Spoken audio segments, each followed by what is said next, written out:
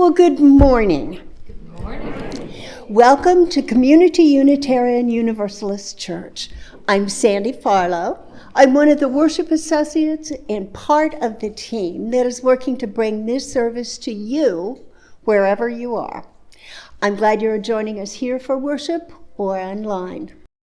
Unitarian Universalism is a non-creedal faith. That means we are a community bound together by shared values rather than a uniform set of beliefs. One of these core values is pluralism. We celebrate that we are all sacred beings, diverse in culture, experience, and theology. We covenant to learn from one another in our free and responsible search for truth and meaning. We embrace our differences and our commonalities with love, curiosity, and respect. Pluralism goes beyond diversity. While diversity is the presence of difference, pluralism is the active, intentional engagement with those differences. Theologically speaking, we believe that there are many paths to the sacred, embracing spiritual perspectives from many traditions. We do not have to think alike to love alike. In this morning's service, we're going to pull a little from all these traditions represented by the panels that make up the backdrop to our pulpit. I hope in the words you hear today, you find meaning.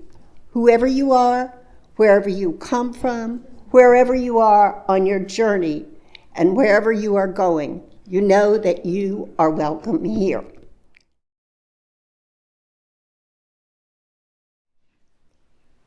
I am so pleased to introduce our speaker today. He's our own member, Dr. Immanual Joseph.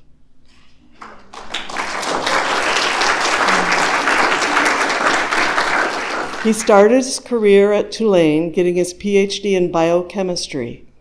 He worked in the California Bay Area doing cancer drug research. He then started an in-home care agency for disabled, elderly, and end-of-life. He became almost too focused on suffering and became suffering himself, so therefore he was motivated to explore compassion. He created 9 pillars of compassion in the workplace setting and taught this system to places like Amazon and Facebook. He is an author and currently a science teacher. Welcome, Dr. Joseph.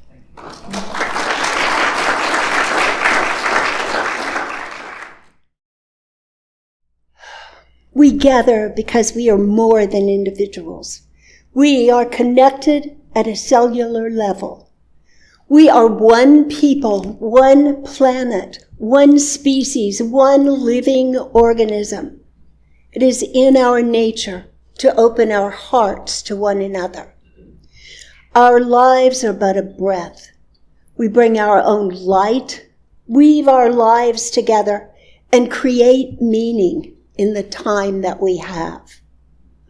When the way is difficult and dangerous, let us still choose what is good and just, that we may foster a sense of shared purpose and awe for human potential and the natural world. We are here today to join in spirit and truth in search of transcendence. Let us worship together.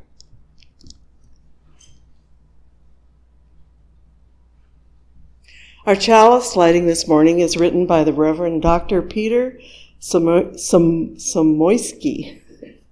minister of the Prague Unitarian Congregation in the Czech Republic. Taylor Ogden will light our chalice.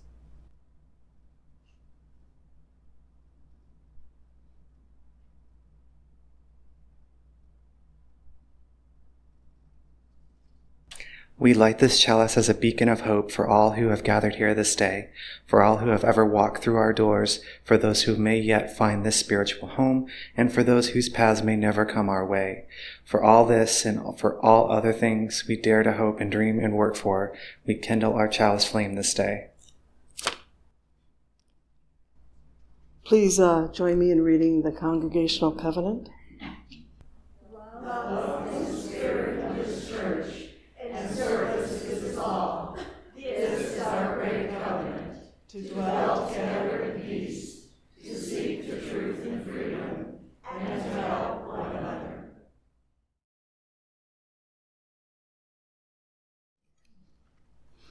You see pluralism every time you are in this sanctuary. I've been asked quite a few times recently what these panels behind us represent. These screens represent some of the traditions and the sources from which you gather wisdom and guidance. Now, I am not a religious scholar, so what I'm about to tell you is not even so large as a thumbnail sketch of the traditions pictured here. Just, I hope, a bit of insight. Each of these religious philosophies have their own views of pluralism, and that's what we're talking about today, not so much their basic theology. This first screen, the star and the crescent, is one representing Islam.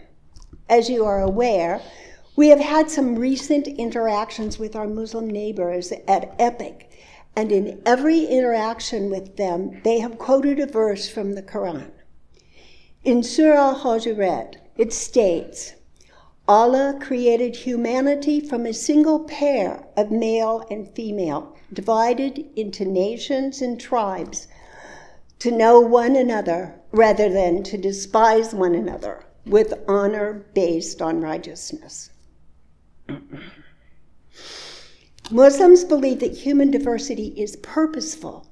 Our shared humanity should foster cooperation and coexistence as we meet the challenges of learning and knowing one another. Humanist pluralism, I love this symbol. Humanist pluralism is a philosophy that embraces diverse, non-theistic worldviews, emphasizing coexistence and collaboration among different belief systems to advance common human interest.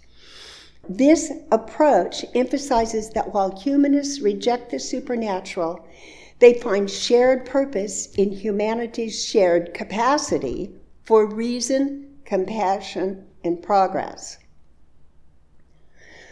Judaism teaches that the righteous of all nations have a place in the world to come, holding that non-Jews can have a valid relationship with God. We are all called to repair the world and behave ethically. The 7 Noahide laws are considered foundational for civilization and a righteous life. Well, this is us next, the flaming chalice.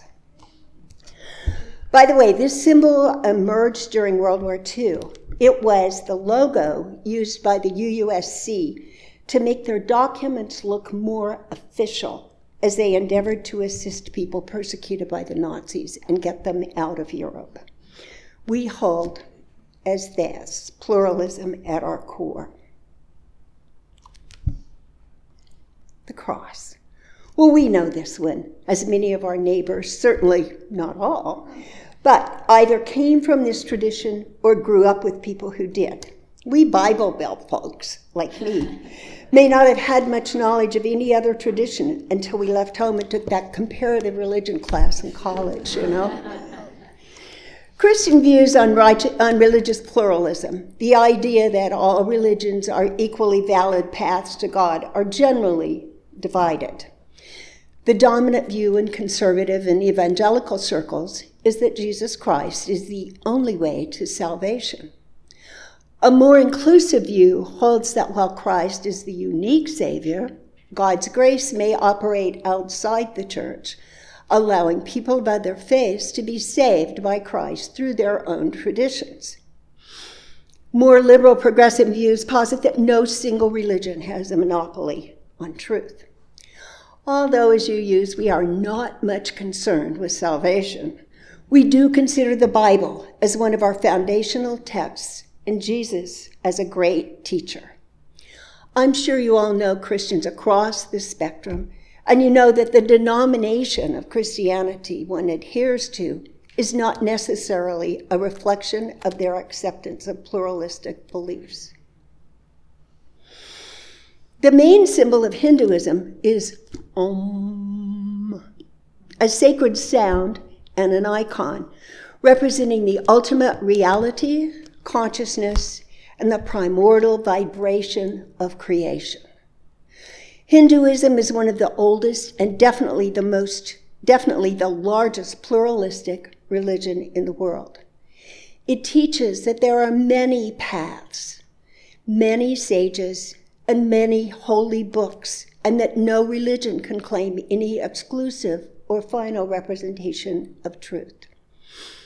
Hindu scriptures, the Vedas and Upanishads, emphasize the oneness of God, soul, and world, which is interpreted as a foundation for unity among all beings. And the final is the Dhamma Chakra, the Dharma wheel. Buddhist views on religious pluralism generally emphasize tolerance, compassion, and the recognition of multiple paths to wisdom, often viewing different religions as suited to different types of people. Buddhism typically maintains that its own core teachings are the most effective method for total liberation from suffering. Unitarian Universalism shares many values with the religious traditions symbolized on our screens, and there are many more sources of inspiration to us. Our own Psi Center group, we see that every morning, love all, serve all. Paganism, Jainism, Confucianism, atheists, agnostics, transcendentalism, nature itself. We draw from many holy texts and secular writings and voices. We have similarities and we have differences. But there is one universal ethical principle shared by all traditions, focusing on empathy, reciprocity, and respect. The Golden Rule. Every religious philosophy has a form of the Golden Rule. Love your neighbor as yourself, do unto others, treat others as you wish to be treated. What affects one affects us all. It's difficult to see sometimes, but that underpins our common morality, human growth, and acceptance. So, as worship associates, we subscribe, all of us, to this weekly download from the UUA Worship Web to an essay series called Braver, Wiser. This was a recent reflection from the Reverend Karen G. Johnston, the senior minister at the First Unitarian Universalist Society in Burlington, Vermont. And she writes, I have heard that the Buddhist teacher Sharon Salzberg has a spiritual practice when she flies. Waiting to board at airport gates, she looks at the people sitting there and she says to herself, these are my people. A random, possibly ragtag set of strangers are her people? Seriously? Yes, seriously. So I have begun doing this at the gate, on board. For the next few hours, these are my people, with weather delays even longer. And I have begun doing it elsewhere, when riding the train, attending a concert, in the grocery store. I even did it in January, when I was one of the hundreds of clergy who traveled to Minneapolis to march with 50,000 plus people for the future of our nation. Every so often, in that frigid cold, I would feel the crowd around me and think, these people, these are mine, and I am theirs. They weren't my besties, nor my chosen family. Not even my immediate neighbors, but the ones that the universe cast as my temporary lot. Random, not of my choosing. Except I choose to choose them. As a spiritual practice, it stretches me.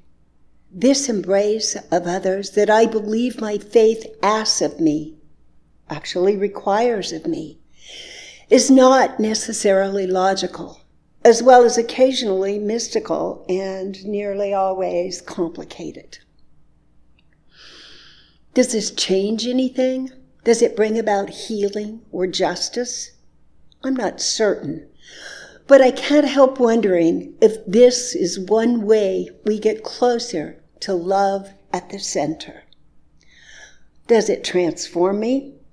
Hell yes, it commits me to the very nature of reality, interdependence.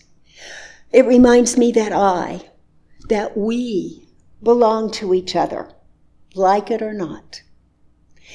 I'm thankful for the deep and real and true ways in which we risk growing beloved community, in which we dare create mutual aid networks beyond our besties, in which we risk creating and sustaining the necessary, complex, messy, sometimes prickly, and sometimes joyful community coalitions to get us through this authoritarian nightmare. These are my people. You are my people.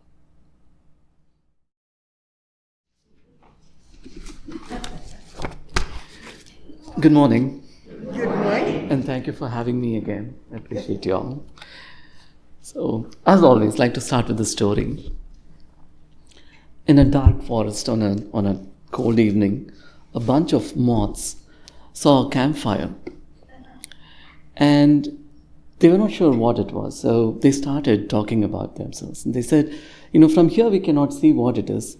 Let's find some scouts to go and find out what this bright thing out there is. So the scouts went over and they came back with their own reports. Some of them said, it's the piece of the sun that has fallen to the earth and it seems to be angry.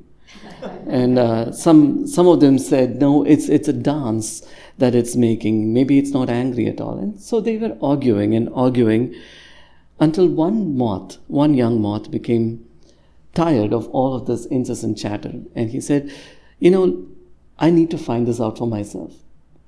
So he just rushed headlong into the campfire. And in one bright, brilliant flame, he burned up. And all the others that saw that said, he is the only one among us who truly understands the nature of the flame, but he is not with us anymore. And that is how it is with us as well. One of us, once in a while, suddenly realizes that we are not bound, that we do not have limitations. We forget our limitations. And we ask, and we dive headlong into consciousness and become enlightened. And the ones among us who are watching some of us build our own interpretations and our stories and build our gathering. And in that way, religions are born. Religion is important because it provides meaning, community, structure. It offers a framework for morality, emotional comfort, social cohesion. It provides mental and physical well-being through shared rituals, fostering a sense of belonging and hope. It also acts as a cultural force for charity and social change. But sometimes the underlying need, the underlying desire, the pursuit of consciousness is sometimes lost. And here's a short reading from The Road to Kedarnath. To try and imprison the vastness of consciousness, the energy that pervades all of life and the farthest corners of the universe, to a limitation of human imagination in the form of religion and stories, is the greatest of tragedies. The infinite energy of consciousness does not change, but human imagination changes depending on the context in which it is placed. To know the consciousness is to know freedom, to know that there is nothing more divine and blissful than vibrating in the all-engulfing energy of the universe, because then we control nothing, own nothing, fear nothing. Death and life are one. The connections we share extend past our physical selves and time. In vibrating with the universe, we do not cling to imaginations of faith. Maybe we do not need religions to experience God. But if we do choose to lean into religion, I hope we always remember that ours is one of the many stories out there. Only when we start seeing our stories as better than the others does suffering begin. Religious pluralism becomes easier when we notice that many traditions are not strangers in their values. Most major religions emphasize a similar moral core, even when their beliefs, truths, rituals, and languages differ. It's not complex, really. Hillel was a Jewish sage who died around 10 AD. One day, a man who was not a Jew came to him and said, "I want to stand on one foot while you teach me everything you have about Torah." And Hillel replied, "What is hateful to you, do not do to another." That is the whole Torah. The rest is all commentary. Go and learn. Maybe it is time to forget how religions are different and play in the common grounds of values that all religions emphasize. All religions speak for compassion, love, truthfulness, justice, forgiveness, humility, service, respect for life, self-discipline, peace, gratitude, responsibility, community, and the golden rule, which is to treat others how we want to be treated. Religion fails when it becomes, as Rudyard Kipling says, twisted by knaves to make a trap for fools. We see that in our news once in a while now. We are seeing this increasingly in our polarizing world. And as our world becomes more polarized and darker, it becomes imperative that we will understand, dig in deeper, and shine brighter. And that we never forget the truth, that the ones whose words and lives became the foundations of our organized religion argue for compassion, forgiveness, kindness, and all the good things. There's a story about a pastor who, he was a head pastor. He was being introduced into his new congregation. And this was a mega church, about 7,000 to 10,000 people in that congregation. And so that was going to be the big day where he was going to be introduced to his congregation. And on that day, and everybody was dressed up, everybody wanted to, welcome the pastor with in their best form. So, and as they walked in, they saw a homeless man standing outside. And this man was, of course, wearing unwashed clothes. He was kind of stinking a little bit. He hadn't shaved. And he was asking them for money and or for help, and nobody offered him anything. And after a while, this homeless man came and sat in the front of just before the pews, and one of the ushers asked him to go to the back because he was kind of being a distraction. So, which he did.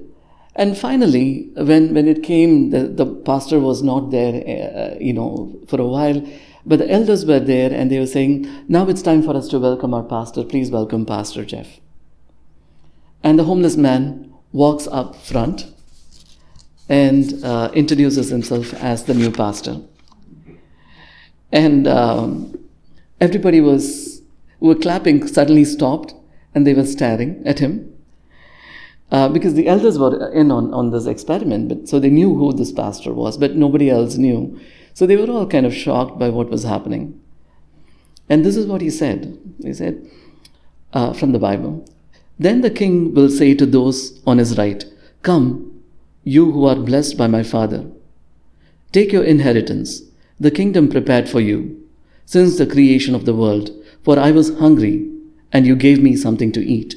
I was thirsty, and you gave me something to drink. I was a stranger, and you invited me in. I needed clothes, and you clothed me. I was sick, and you looked after me. I was in prison, and you came to visit me.' Then the righteous will answer him, 'Lord, when did we see you hungry and feed you, or thirsty and give you something to drink? When did we see you a stranger and invite you in, or needing clothes and clothe you? When did we see you sick or in prison and go to visit you? And the king will reply, Truly, I tell you, whatever you did for one of the least of these brothers and sisters of mine, you did for me. After he recited this pastor looked towards his congregation and told them all what he had experienced that morning. Many began to cry, and many heads were bowed in shame. And then he said, Today I see a gathering of people, not a church of Jesus Christ. The world has enough people, but not enough disciples. When will you decide to become disciples? He then dismissed service until next week. I think that's kind of a story that we need to realize. God is in everyone, everything, everywhere. He is in the tiny ant and the magnificent elephant.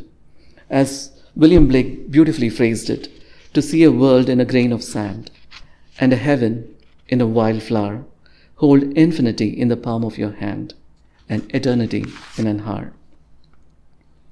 Our universe formed 13.5 billion years ago. Earth formed 4.5 billion years ago. A billion years later, the first life started appearing on the planet in the form of cyanobacteria. The first vertebrates appeared in the oceans about 530 million years ago. About 490 million years ago, the first green plants appeared on land. Less than 100 million years later, the first amphibians ventured onto land. From the amphibians rose the reptiles, the birds, and the mammals. At a very recent 3.9 million years ago, the first hominid creatures formed. Less than 2 million years later, these hominids had evolved to create stone tools. The first use of fire happened 790,000 years ago. A meager 114,000 years ago, humans developed agriculture and began domesticating livestock. The pyramids of Giza were built 4,500 years ago. In 1780s, the first industrial revolution started with the discovery of steam power, mechanical production, and railroads. Now, in the early 2000s, we are already in the fourth industrial revolution, with artificial intelligence, big data, and robotics driving our lives. The molecules that make us, the air that we breathe in, the food that we eat, are the same ones that make the stars. You are a recycled product. We are a recycled product. We were dinosaurs once, and we will be our progeny 10,000 years from now. I is simply a consciousness passing through a physical plane. And our Earth is one of 30 billion planets in our galaxy alone. And there are 100 billion galaxies in our observable universe. And we still do not know how many universes are out there. But look inward into our own bodies, and we realize there is enough complexity as there is in the universe itself. Each of us humans is made of 37 trillion cells, each having close to 2 trillion molecules, working in perfect harmony. And these cells are forever busy communicating with their neighbors, sending signals inward, consuming and creating energy, multiplying and dying in a perfect dance, so that each of us can uniquely experience this magic called life. If we cannot find God in this complexity and beauty, we cannot find God elsewhere. I would like to leave you with this beautiful poem called Ancestry by Fred Lamotte, which was written for Earth Day. Some of you have probably heard it. My DNA results came in. Just as I suspected, my great-great-grandfather was a monarch butterfly. Much of who I am is still wriggling under a stone. I am part larva, but part hummingbird too. There is dinosaur tar in my bone marrow. My golden hair sprang out of a meadow in Palestine. Genghis Khan is my fourth cousin, but I didn't get his dimples. My loins are loaded with banyan seeds from Sri Lanka, but I descended from Ravana, not Ram. My uncle is a mastodon. There are traces of white people in my saliva. 3.7 billion years ago, I swirled in hydrogen dust, dreaming of a planet overgrown with lingams and yonis. More recently, say 60,000 BC, I walked on hairy paws across a land bridge joining Sweden and Botswana. I am the bastard of the sun and the moon. I can no longer hide my heritage of raindrops and cougar scat. My mud was molded with your grandmother's tears. I was the brother who marched you to the sea and sold you. I was a merchant from Savannah and the cargo of blackness. I was the chain. Admit it. You have wings, vast and crystal, like mine, like mine. You have sweat, dark and salty, like mine, like mine. You have secrets silently singing in your blood, like mine, like mine. Don't pretend that the earth is not one family. Don't pretend we never hung from the same branch. Don't pretend we do not ripen on each other's breath. Don't pretend we didn't come here to forgive. Thank you.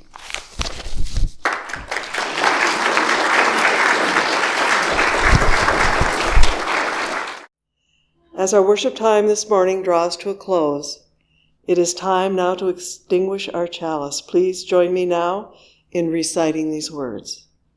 We extinguish the flame, but not the light of truth, the warmth of community, or the fire of commitment. These we carry in our hearts until we are together again.